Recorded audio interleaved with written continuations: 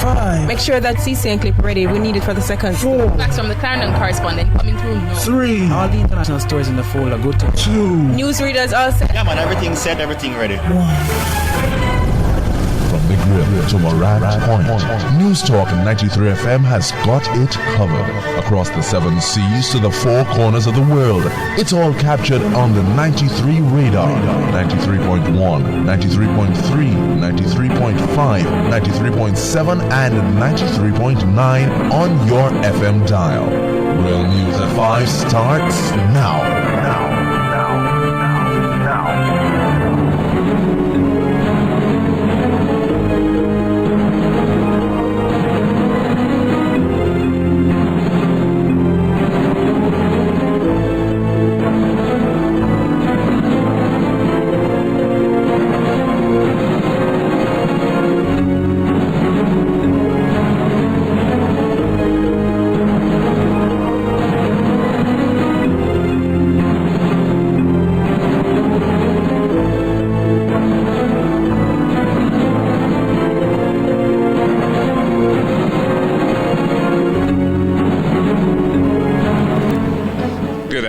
It's time for the 5 o'clock news roundup here on NewsTalk 93 FM. I'm Errol Lee. And I'm Andre Bernard. Coming up in this newscast, British Prime Minister David Cameron says reparation is an important debate.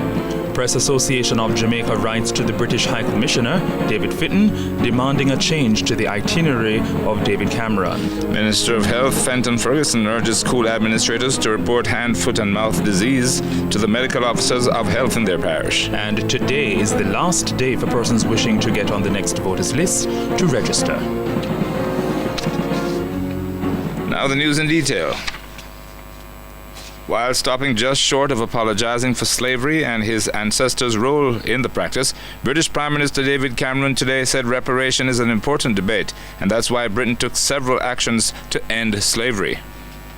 No, I haven't been taken aback. Of course, this is an important debate. My view is that as we look into the past, we should think of all of the aspects of the past, not least the action that Britain took for many decades to wipe slavery off the high seas and off the face of our planet. And so I don't think reparations are the right answer. But while agreeing that slavery was evil, Cameron was quick to speak to the true purpose of his visit to Jamaica. But the purpose of my visit is to look to the future. I think, frankly, while Britain and the Caribbean and Jamaica have had a very strong relationship, we've underplayed it. There's been, if you like, almost benign neglect, and I'm here to say no more of that. And that's why this £300 million infrastructure fund that can help build roads and ports and rail services and vital infrastructure across the Caribbean. This should be part of a new partnership between Britain and the Caribbean. The British Prime Minister adds that Britain wants to see progress taking place in the Caribbean with regards to jobs, growth of the economy and prosperity. We both want the same thing. We want growth, we want jobs, we want prosperity, and we should be working together to deliver that. And what Britain brings to the Caribbean is not like other countries. These are not tied loans, they're not soft loans, they're not dependent on working with British companies. This is a £300 million fund based on grants that's available for Caribbean countries to spend on the infrastructure that they want. British Prime Minister David Cameron. Meanwhile, the People's National Party Youth Organisation, the PNP, is urging the government to reject the offer of £25 million from British Prime Minister David Cameron for the construction of a prison in Jamaica. The facility is to house up to 300 Jamaicans now in British prisons under a transfer deal to complete their sentences in Jamaica. It will also house Jamaicans incarcerated at the Tower Street and St. Catherine Adult Correctional Facilities. The PNP says the proposed £25 million represents only 40% of the projected cost of the facility, and the government and the people of Jamaica would be expected to provide the additional 60%, or about $6.75 billion. It noted that even if the proposal was for the UK to provide the full economic cost for the construction of the facility, the government should still reject the proposal, as the maintenance cost would still be exorbitant. And Opposition Leader Andrew Holness told a joint sitting of the Houses of Parliament this morning that he would rather have the building of schools than prisons, in response to the UK's announcement that it plans to help Jamaica build a penal institution here for Jamaicans imprisoned in Britain to complete their sentences. Holness made the statement after welcoming British Prime Minister David Cameron on his first official visit to Jamaica, noting the improvements that the UK has made in education, particularly in skills and apprenticeship. Holness noted that a similar approach should be adopted in Jamaica. The opposition leader says the key lesson here is educating Jamaicans, particularly in skills, that as the best way to spur human development, to support a growth agenda, and to keep the poor and dispossessed out of prison. He adds that, as it turns out, building schools contribute much more to the growth of a nation than building prisons. Minister of Health Dr. Fenton Ferguson is urging school administrators to make an immediate report to the medical officers of health in their parish or to the health department if they suspect that there may be cases of hand, foot and mouth disease in their schools. Ferguson was speaking against the background of the present outbreak of the illness, which has so far affected 35 schools. The respective regional health authorities have so far reported cases in the parishes of Kingston and St. Andrew, St. Thomas, St. Catherine, Portland and St. Anne. Ferguson says it is recommended that schools regularly clean and disinfect areas, particularly those where young children frequent, to reduce the spread of the disease. He also appealed to parents to remove their children from school until they have fully recovered so as to prevent the transmission to other students. The Health Ministry has prepared and made available guidelines on managing the disease in schools through the Ministry of Education. Information is also available on their website and can be accessed at moh.gov.jm. Meanwhile, the Ministry of Education is advising parents not to send children to schools or nurseries or daycare centers if they are experiencing symptoms of the hand, foot and mouth disease.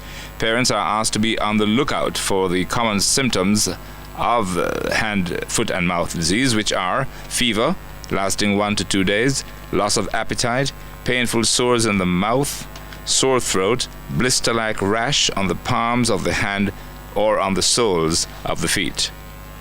Today is the last day for persons wishing to get on the next voters list to register.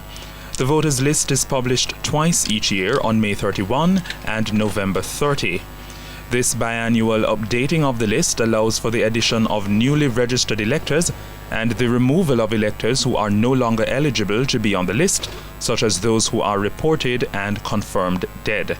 The May 2015 list had a total of 1,793,039 electors, which was higher than the previous list. Yesterday, Director of Elections Orrit Fisher said there has been a significant increase in the number of persons seeking to get on to the next voters list. Fisher said preliminary figures have shown a major jump in applications across urban and rural parishes, but could not provide specifics. The Director of Elections informed that the Electoral Office of Jamaica has had to put in place additional staff and other measures to handle the rush at some of its offices. A general election is constitutionally due in 2016, but there have been several signals from the government that an election may be called this year. Almost 200 workers have been sent home by the management of Everglades Farm in Trelawney after the Jamaica Public Service Company pulled the plug on the Long Pond Sugar Factory's connection to the national power grid.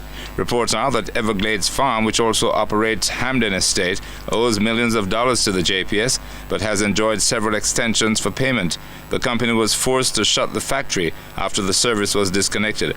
According to sources, the Hussey family will be seeking the intervention of the government, with whom they are now in discussions to see how best they can avoid sitting out the 2015-16 crop year, which was deemed the best option after it was revealed that the future of the facility was under threat.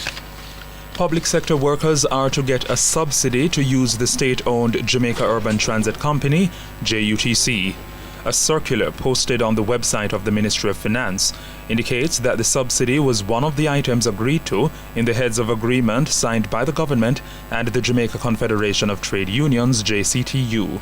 The document points out that the Finance Ministry agreed to introduce the subsidy within 3 months of signing the deal. The wage deal between the government and the Confederation was inked in August, which means that public sector workers could begin receiving the JUTC subsidy sometime in November. The circular, which is under the signature of Financial Secretary Devon Rowe, has asked permanent secretaries, heads of departments and agencies, and chief executive officers to engage workers to complete a survey on their usage of the JUTC. Meanwhile, the bus company says it will extend bus services up to 11 p.m. for most routes at the Halfway Tree Transport Centre tomorrow. The added hours are to accommodate shoppers wishing to take advantage of the annual 5-hour discount window being offered by merchants in the Jamaica Observer Take Style Out. Routes benefiting from the service are 3A to Christian Gardens, 12A to Nago Head, 17A and 20A to Greater Portmore, 21 to Spanish Town, 23A to Spanish Town, and 32 to Corville Gardens, 46B to Great House Circle, 47 to Chancery Street, 83 to City via Mountain View, and 900 to Pepin. Other routes such as 18A to Greater Portmore, 42 to Constant Spring, 44B to Great House Circle, 49 to Norbrook, and 50 to Seaview Gardens will have their last bus leaving the centre at 10:30 p.m. And starting at 5 p.m. tomorrow, participating stores across the island will be offering discounts on a range of consumer items through to 10 p.m. as part of the Observer Take Style Out. The Legal Officers Staff Association has joined calls for improved security arrangements for prosecutors and staff at courthouses. In a statement, the association says it strongly condemned what it calls the brazen and dastardly attack on a female prosecutor at the Spanish Town Courthouse last week. The prosecutor was robbed while taking files from her car as she prepared for court. The association says the incident represents an assault on the entire justice system and highlights issues related to systemic crime and violence in Jamaica. According to the body, legal officers have been left to arrange their own safety and security measures due to the little or no provisions made by the relevant authorities. It stresses that this is an unfortunate situation. Prime Minister of Japan Shinzo Abe is now in Jamaica on an official visit. He arrived at the Norman Manley International Airport this afternoon for a 2-day stay. He was met by Prime Minister Portia Simpson-Miller, Chief of Defense Staff Major General Anthony Anderson, and Commissioner of Police Dr. Carl Williams. Following the playing of the Japanese national anthem, Prime Minister Abe also met leader of the opposition Andrew Holness, President of the Senate Floyd Morris, and other Jamaican and Japanese officials. The Prime Minister is in the island to reciprocate a visit made to Japan in 2013 by Prime Minister Simpson-Miller. After leaving the airport, Prime Minister Abe laid a wreath at the cenotaph in National Heroes Park in honor of soldiers who fought in World Wars I and II. He will be holding bilateral talks with the government. In fact, as we speak, that's what he's currently doing. And after that, he'll visit the Bob Marley Museum. And the Prime Minister will attend a dinner hosted by Prime Minister Simpson-Miller at Vale Royal tonight. And in news from the region, the Trinidad and Tobago government is to fund all medical students registered and accepted to enter the medical schools at Mona and Cave Hill campuses. In a media release, the government of Trinidad and Tobago says with immediate effect, it is prepared to fund through the GATE system all medical students who have been registered and accepted to enter medical schools at the UWI Mona campus in Jamaica, the Cave Hill campus in Barbados, and St. George's University in Grenada. The announcement comes following a press release from the Trinidadian Minister of Finance, who has considered the plight of Trinidad and Tobago medical students. The students have been accepted to study at the Mona campus in Jamaica, the Cave Hill campus in Barbados, but are without government assistance for tuition expenses funding. That's local and regional news. For international news, we join the BBC. BBC News with Eileen McHugh. Russian warplanes have carried out their first airstrikes in Syria. Russia's defense ministry said jets had bombed Islamic State positions, but US officials said the areas attacked did not appear to be held by IS. They've complained that Moscow gave only 1 hour's notice of the strikes. The Russian Foreign Minister Sergei Lavrov told the UN General Assembly his country was acting at the request of President Assad's government. In response, the US Secretary of State John Kerry said Washington was ready to welcome Russian military involvement in Syria if it was a genuine attempt to defeat Islamic State. But he warned Moscow not to use airstrikes to back Mr. Assad. The Palestinian leader Mahmoud Abbas has said his people cannot continue to be bound by agreements signed with Israel in the past. Addressing the UN, he accused Israel of continually violating what are known as the Oslo Accords signed in the early 90s. Afghan government forces are in a bitter fight to keep control of the airport near Kunduz after the northern city was overrun by Taliban militants. NATO's special forces were sent to bolster government troops, but in the past few hours, the Taliban seized a key strategic fortress overlooking Kunduz. 7 people have died in a series of explosions in a small town in the southern Chinese region of Guangxi. A government building, a hospital and a shopping centre were among the targets. The Nigerian army says the Islamist militant group Boko Haram has resorted to poisoning wells and streams in areas it's abandoned. It said some cattle had died drinking poisoned water in several villages in Borno State.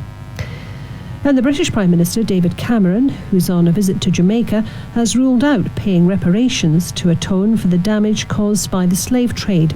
He told the Jamaican Parliament that Britain was proud to have helped abolish slavery, which he called abhorrent. BBC News.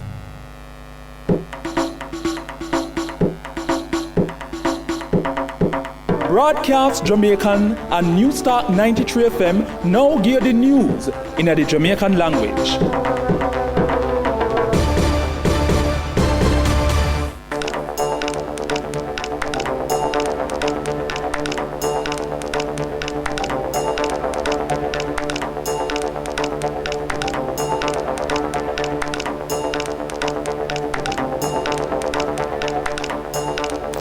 Good evening. My name is Kadeen Marshall, and this are the news in the Jamaican language. The St. Elizabeth police saw one man dead in a shootout with them on the Burn Savannah Main Road last night. The police said them found one Thompson submachine gun on the scene. As according to the police report, around 8:10 in the night, some police men stopped some vehicle and checked them, and them stopped one white Toyota Town minibus. Them claims that some man come out of the bus and start shoot off at the police, and them shoot back. One of the man gets shot and him gunman beside him. Them rush with him go hospital and doctor say him dead.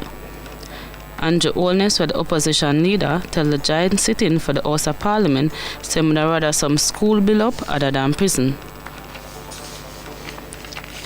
Him said this after the British Prime Minister said he want build one prison in the country. Holness been welcome David Cameron, the Prime Minister for England, on him first trip in the country. As according to Holness, the UK made enough improvement in education, and Jamaica must follow in the same step. The police are asked everybody help for find 59-year-old Victor Ferran, one taxi driver who come from Phase 2 Seaview Garden, Kingston 11.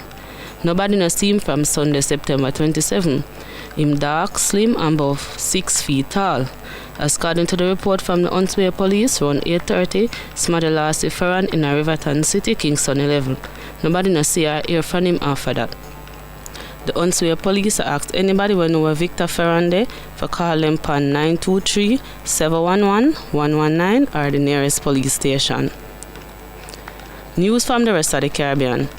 Frendel Stewart, who the Prime Minister for Barbados, said Guyana have to support the Caribbean region in a border war with Venezuela. Stewart, who the chairman for CARICOM, been attacked at one news conference in Canada. Venezuela said them own one part of the Essequibo River, where make up more than half of Guyana from in the 19th century when the British been control Guyana. Some reporters said Venezuela have some soldiers on one part of the border between the two countries. Them. News from foreign. The Palestinian flag raised today for the first time in the United Nations headquarters in New York. Mahmoud Abbas, who the president for Palestine, been there too. He been attacked at the UN General Meeting and him say him support him country. Him been attacked at the UN General Meeting and him say him country stop keep the agreement with them have with Israel cause Israel no stop go against them.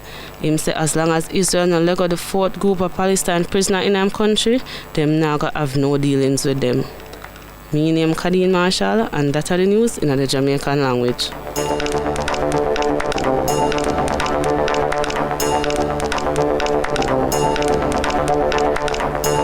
Broadcast Jamaican and NewsTalk 93 FM just give the news in the Jamaican language.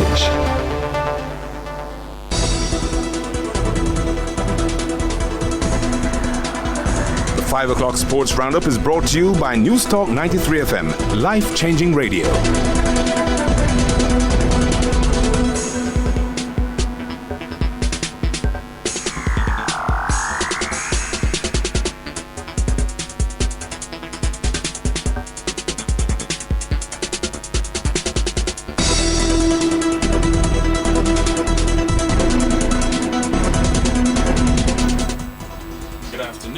With your 5 o'clock Sports Roundup here on NewsTalk 93 FM, I am Mikhail Drama Johns, and we begin with football.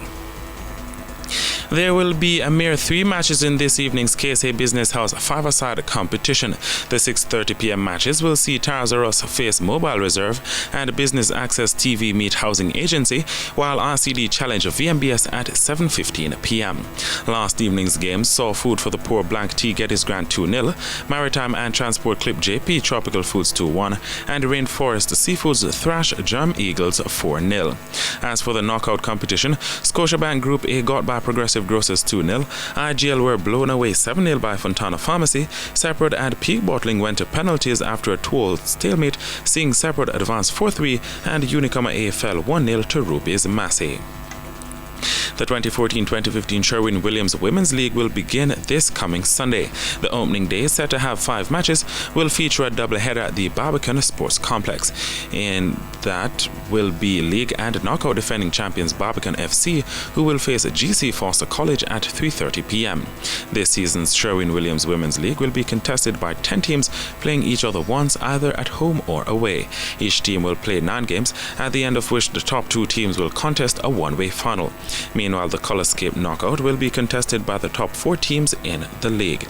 And further afield in football, today's Champions League fixtures saw Galatasaray and FC Astana ending in a 2-all stalemate, while Juventus beat Sevilla 2-0 to take the lead in Group D. Cristiano Ronaldo's brace saw Real Madrid blank Malmo 2-0, while Paris Saint-Germain also won in Group A, beating Shakhtar Donetsk 3-0. The Manchester pair of United and City beat Wolfsburg and Borussia Mönchengladbach respectively with matching 2-1 scorelines. Other games saw PSV Eindhoven fall 3-2 to CSKA Moscow and Benfica get by Atletico Madrid 2-1. More football. Chelsea boss Jose Mourinho will face no disciplinary action after the Football Association FA cleared him of making discriminatory comments towards a former club doctor Eva Carneiro. The FA studied footage from the 2-all draw with Swansea last month after a member of the public made a complaint. Carneiro and head physio John Fearn were criticized by Mourinho for treating Eden Hazard with the side a man down. The 42-year-old had her role downgraded before deciding to leave the club. She is now considering her legal position. Meanwhile, sources have revealed that the Blues have handed a trial to unattached Italian goalkeeper Marco Amelia, with Asmir Begovic being the only experienced goalkeeper in the squad currently fit to play. It is understood Blues manager Mourinho is seeking backup between the sticks. Now for a look at track and field. The Jamaica Athletics Administrative Association, JFAS, has threatened to take legal action against entities who are not sponsors of the country's track and field program but seek to gain commercial mileage from it. The JFAS president Warren Blake made the announcement last Friday. The local track and field boss also pointed at companies that may have a contractual arrangement with a specific athlete but publicly advertise in a manner which implies that the partnership is with the association. Calls to ban elite athletes from taking thyroid medication have been rejected by the World Anti-Doping Agency, WADA. UK Anti-Doping said it was disappointed by the decision. Earlier this year, European 10,000-meter champion Joe Pevy claimed some athletes were using unethical thyroid medication to enhance performance. The drug can increase metabolism and is claimed to be a stimulant as well as a weight loss tool. Despite the claims, WADA opted to leave thyroid medication off its 2016 prohibited list. And finally in cricket, in what is likely the final effort to save the Bangladesh-Australia Test series, the Bangladesh Cricket Board BCB said that Cricket Australia CA should factor the promised unprecedented levels of security before making a decision. The BCB is bracing for a message on the future of the series from CA come tomorrow. BCB President Nazmul Hassan said that he has not lost hope of the tour taking place. He says this against the background of VVIP security, the kind provided to heads of states, being assured to the Australia team. And that's it for the 5 o'clock Sports Roundup here on NewsTalk 93 FM. I am Mikhail Drama Johns saying stay tuned for the business news and weather report.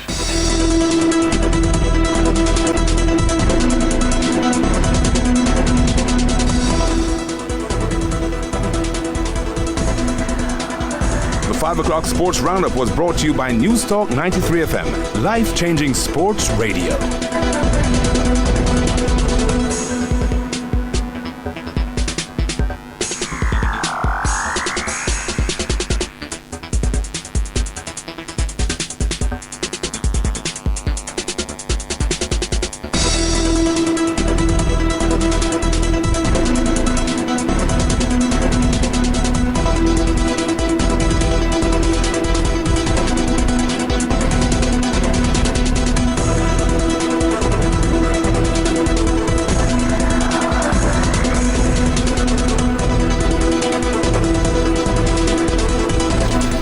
.26 and time for business news. Effective tomorrow, petrol prices, gas E10 and E90 will be increased by 5 cents. So pretty much the price won't change. So tomorrow the new prices will be $102.64 for E87 and $104.29 for 90. Automotive diesel will move up by 49 cents per liter to be sold for $94.70, while ultra-low sulfur will be sold for $103.14, up 84 cents per liter. Kerosene will go up by 74 cents per liter, a new selling price of $91.41. The price of propane will increase by 11 cents per liter, new selling price $35.02, while butane will be sold for $40.16, up 74 cents per liter. Price movements are reflective of petroleum price products in the U.S. Gulf Coast region, and marketing companies and retailers, as usual, will add their respective markup. And on the local stock market, the index declined by 0.63 points to close at 980.32. The junior market index declined by 108.96 points to close at 96,324.59. Overall market activity resulted from trading in 22 stocks, of which 6 advanced, 11 declined, and 5 traded firm. Market volume amounted to over 1 million units, valued at over $10 million. Proven Investments was the volume leader. Stocks advancing: General Accident Insurance, Grace Kennedy, Lime, Pan Jamaican Investment Trust, Sagicor Group Jamaica, and Sagicor Real Estate X Fund. Stocks declining: Derrimon Trading, D&G, Honeybun, Jamaica Broilers, Jamaican Teas, JMMB Group, Lasco Financial Services, Mayberry Investments, Proven Investments, Scotia Group Jamaica, and Supreme Ventures. And on the foreign exchange market, the US dollar closed at $119.06, the pound at $181.30, the Canadian at $89.10, and the euro at $133.80. That's business news. And now for the weather. There's a trough across the central Caribbean just east of Jamaica. The trough is expected to remain across the central Caribbean for the next 3 days. For the rest of this afternoon into evening, it will expect widely scattered showers and isolated thunderstorms across the hilly inland areas of western parishes. Tonight, it will be partly cloudy. To end the news, the main points. British Prime Minister David Cameron ends his visit to Jamaica. He says reparation is an important debate. Japanese Prime Minister arrives in Jamaica for official visit. Health Minister Fenton Ferguson urges school administration to report hand, foot and mouth disease in schools to medical officers of health in their parish or to the nearest health department. And today is the last day for persons wishing to get onto the next voters list to register. That's your 5 o'clock news roundup here on NewsTalk 93 FM. I'm Errol.